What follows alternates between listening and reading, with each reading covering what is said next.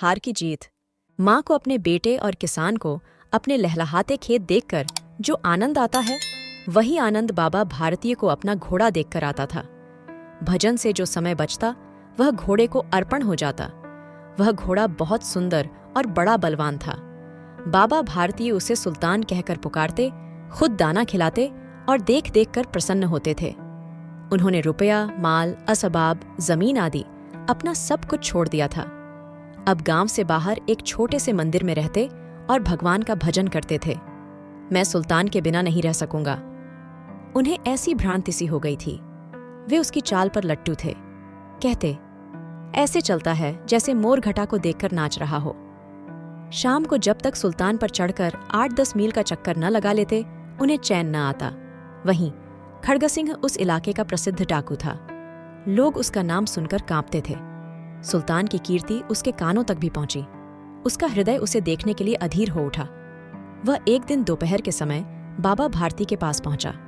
बाबा भारती ने पूछा, खड़ग सिंह, क्या हाल है?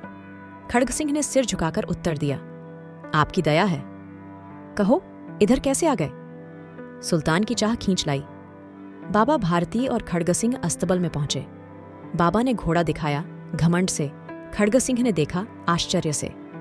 उसने सैकड़ों घोड़े देखे थे, परंतु ऐसा बांका घोड़ा उसकी आंखों से कभी न गुजरा था।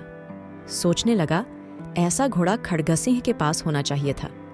इस साधु को ऐसी चीजों से क्या लाभ? कुछ देर तक आश्चर्य से चुपचाप खड़ा रहा। बालकों सी अधीरता से बोला, परंतु बाबा जी, इसकी चाल न देखी तो क्या? दूसरे के मुख से सुनने के लिए उनका हृदय अधीर हो गया। घोड़े को खोलकर बाहर गए। घोड़ा वायु वेग से उड़ने लगा। उसकी चाल को देखकर खड़ग सिंह के हृदय पर सांप लौट गया। जाते जाते उसने कहा, बाबा जी, मैं यह घोड़ा आपके पास न रहने दूंगा। बाबा भारती डर गए। अब उन्हें रात को नींद न आती, परंतु कई मास बीत गए और वह न आया।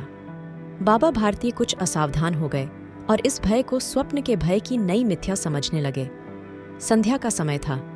बाबा भारती सुल्तान की पीठ पर सवार होकर घूमने जा रहे थे।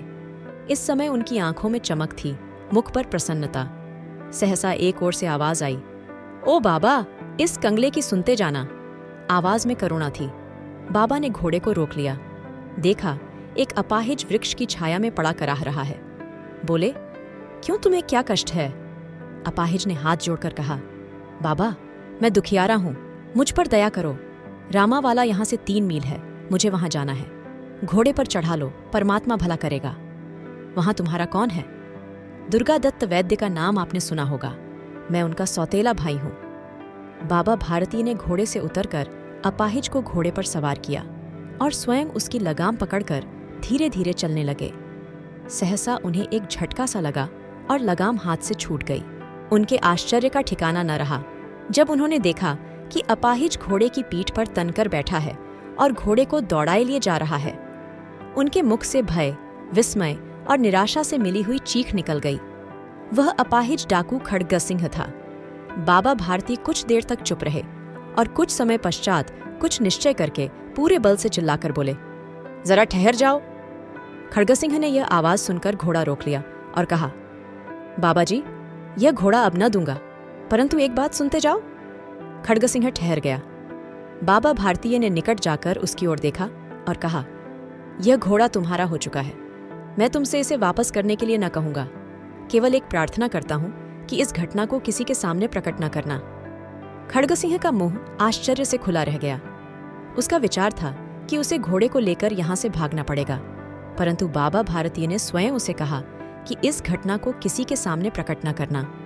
इससे क्या प्रयोजन सिद्ध हो सकता है? खड़ग सिंह ने बहुत सोचा, बहुत सिर मारा, परंतु कुछ समझ न सका। हारकर उसने अपनी आंखें बाबा भारती के मुख पर गड़ा दी और पूछा, बाबा जी, इसमें आपको क्या डर है? सुनकर बाबा भारती ने उत्तर दिया, लोगों को यदि इस घटना का पता चला तो वे दीन दुखियों पर विश्वास न करेंगे।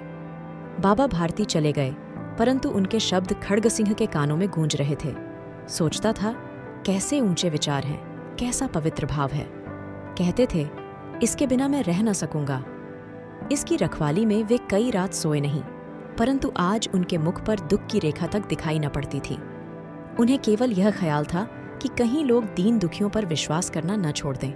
ऐसा मनुष्य मनुष्य नहीं देवता है। रात्रि के अंधकार में खड्गसिंह बाबा भारतीय के मंदिर पहुंचा। चारों ओर सन्नाटा था। आकाश में तारे टिमटिमा रहे थे। थोड़ी दूर पर गांवों के कुत्ते भौंक रहे थे। खड्गसिंह सुल्तान की बाग पकड़े हुए था। वह धीरे धीरे अस्तबल के फाटक पर पहुंचा। फाटक खुला पड़ा था। खड्गसिंह ने आगे बढ़कर सुल्तान को उसके स्थान पर बांध दिया और बाहर निकलकर सावधानी से फाटक बंद कर दिया। इस समय उसकी आंखों में नेकी के आंसू थे। रात्रि का तीसरा पहर बीत चुका था। चौथा पहर आरंभ होते ही बाबा भारती ने अपनी कुटिया से बाहर निकल ठंडे जल से स्नान किया। उसके पश्चात उनके पांव अस्तबल की ओर बढ़े, परंतु फाटक पर पहुंचकर उनको अपनी भूल प्रतीत हुई। वे वहीं रुक गए।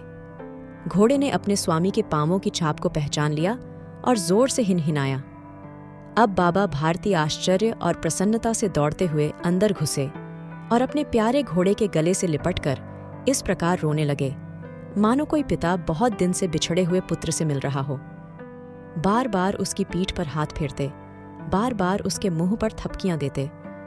फिर वे संतोष से बोले, अब कोई दीन दुखियों से मुंह न मोड़ेगा। कृपया जाते जाते वीडियो को लाइक और चैनल को सब्सक्राइब जरूर करें। धन्यवाद।